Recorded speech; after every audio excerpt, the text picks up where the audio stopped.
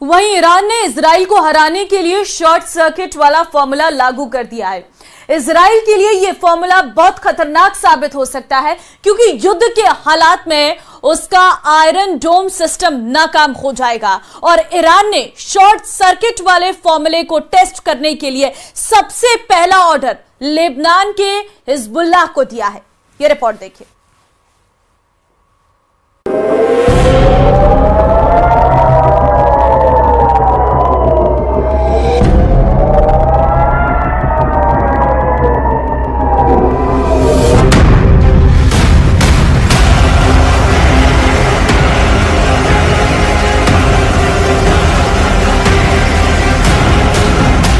ये 4 अगस्त का वीडियो है। सुबह भी नहीं हुई थी और लेबनान इजराइल बॉर्डर पर रॉकेट हमले शुरू हो गए। ये रॉकेट हिजबुल्लाह दाग रहा था और अब इन्हें रोकना इजराइल के लिए बहुत बड़ा सिरदर्द बन गया है। नेतन्याहू कह चुके हैं कि हिजबुल्लाह जितने रॉकेट दागेगा इजराइल उतने रॉकेट मार गिराएगा। सवाल है कि इजराइल ऐसा कब तक करता रहेगा, क्योंकि इजराइल के खिलाफ मोर्चे 1 नहीं, 2 नहीं, 3 नहीं बल्कि 4 है। इसलिए रॉकेट वाले युद्ध ने बड़ा सवाल खड़ा कर दिया है। इस युद्ध में कौन जीत रहा है, कौन हार रहा है, इसका जवाब आपको चौंका देगा।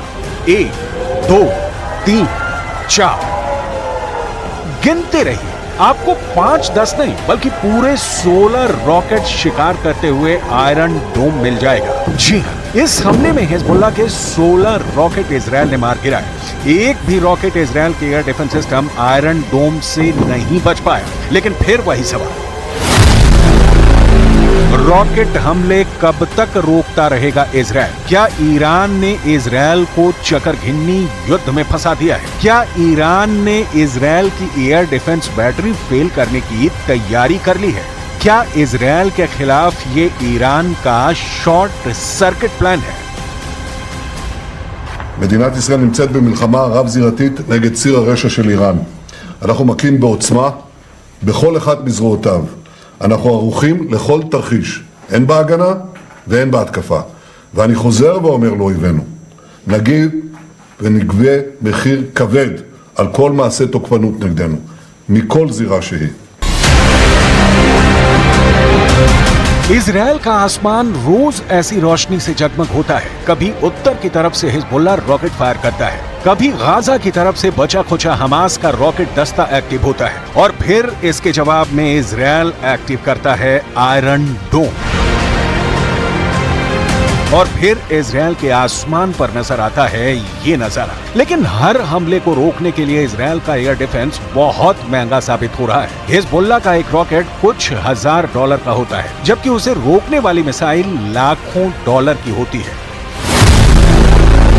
यानी 1 लाख रुपए की कीमत वाले रॉकेट या तोप के गोले को रोकने के लिए आयरन डोम से 2 मिसाइल फायर की जाती है। इनकी कीमत रेंज के हिसाब से 70 लाख से 1 करोड़ रुपए हो सकती है। युद्ध लड़ने की इतनी बड़ी कीमत हैरान करती है। ऐसे में क्या नेतन्याहू इस हथियार की इतनी बड़ी कीमत चुका सकते हैं? ये बड़ा सवाल है।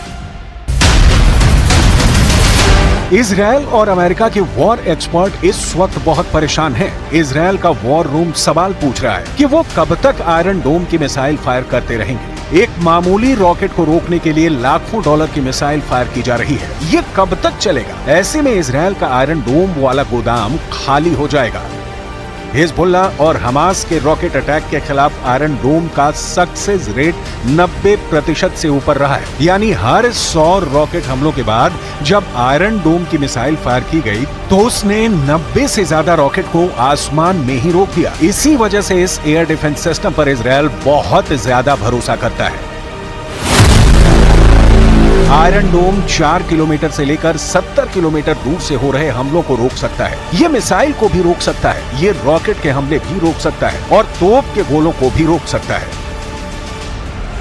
आयरन डोम के फैन डोनाल्ड ट्रंप भी हैं। डोनाल्ड ट्रंप ने कहा है कि वो आयरन डोम जैसे मिसाइल डिफेंस शील्ड अमेरिका में लगाएंगे। ये ऐसा डोम होगा जो पहले किसी ने नहीं देखा होगा। Will prevent World War III, which is very close to happening. I will restore peace through strength, and in my next term, we will build a great Iron Dome missile defense shield over our country.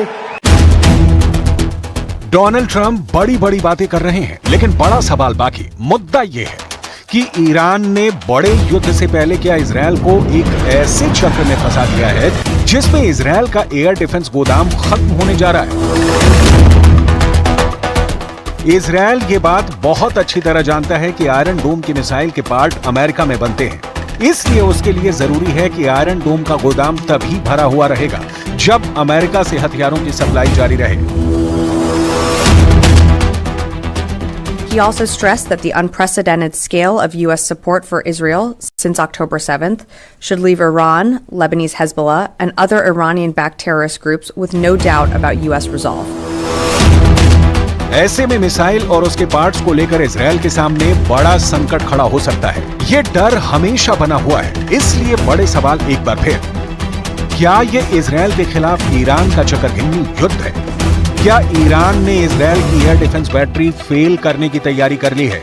क्या Israel के खिलाफ ये Iran का short circuit plan है? We know that the threat is there, it's still there. The Iranians are capable to shoot to Israel missiles and UAVs and cruise missiles, and this is exactly what we are preparing ourselves, as I said, for a very long time. And we have to say that it is us together with CENTCOM and the coalition which is around us, which is something very significant for the defense. इसमें कोई शक नहीं कि अब तक iron डोम दुनिया में मशहूर हुआ है। ये इजरायल का बहुत ही सटीक एयर डिफेंस सिस्टम माना जाता है।